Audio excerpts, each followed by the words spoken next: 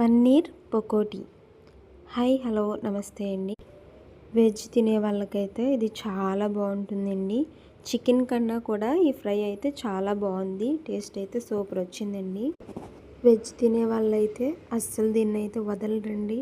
అంత ఇంట్రెస్ట్గా తింటారు, అంత టేస్ట్ ఉంది. చాలా అంటే చాలా బాగా వచ్చింది.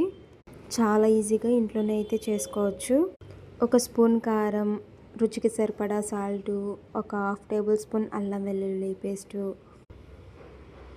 ఒక స్పూన్ కార్న్ఫ్లవర్ పొడి, కట్ చేసిన కరివేపాకు వేసి బాగా మిక్స్ చేసి కట్ చేసి పెట్టుకున్న పన్నీర్ వేసుకొని బాగా కలుపుకొని మరిగే నూనెలో వేస్తే అబ్బబ్బా వేడి వేడి పకోడీ రెడీ. అబ్బా ఎంత టేస్ట్ ఉందంటే అంత టేస్ట్ ఉంది. చాలా అంటే చాలా బాగుందండి. వెజ్ తినే వాళ్ళైతే చాలా ఇంట్రెస్ట్గా ఇష్టపడతారు.